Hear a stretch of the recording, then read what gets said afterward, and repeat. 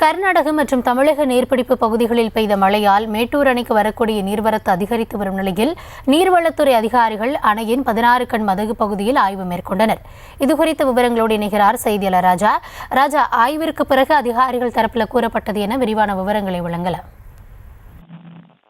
வணக்கம். மேட்டூர் அணையில் 16 கண் மதகில் திருச்சி மண்டல செயற்பொறியாளர் தயாலகுமார் இந்த ஆய்வு செய்தார். மேட்டூர் அணைக்கு நீர்வரத்து அதிகரித்து வருவதால் விரைவில் அணையின் முழு கொள்ளளவான 120 அடியை எட்டும் என்பதாலும் நீர்வளத்துறை அதிகாரிகள் இன்று மேட்டூர் அணை 16 கண் மதகில் ஆய்வு செய்தனர். மேலும் மேட்டூர் அணை நீர்வரத்து இன்று 14,404 அடியாக அதிகரித்து வருகிறது. மேலும் இன்று இன்னும் கர்நாடகா நீர்பிடிப்பு பகுதியில் மழை பெய்து வருவதால் நீர்வரத்து அதிகம் என்பதாலும் மேட்டூர் அணை முழு கொள்ளளவான 120 அடியை எட்டும் என்று எதிர்பார்க்கப்படுகிறது. இது குறித்து மேட்டூர் நீர்வளத்துறை அதிகாரிகளும் ஆலோசனை நடத்தினார்.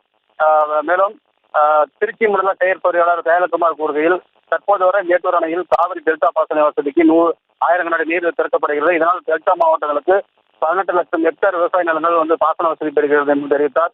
மேலும் மேட்டூர் அணை நீர்மட்டம் இன்று 115.53 அடியாக உயர்ந்துள்ளதும் விரைவில் 120 அடி எட்டும் என்பதாலும் இந்த முன்னெச்சரிக்கை நடவடிக்கையாக இந்த ஆய்வு கருத்து என்று தெரிவித்தார்.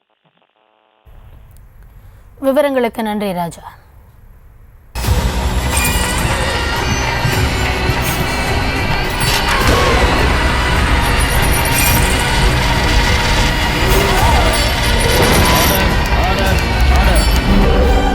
குற்றங்களின் மறுபரிமாணம் நிகழ்தகவு நமது நியூஸ் தமிழ் தொலைக்காட்சியில் விரைவில்.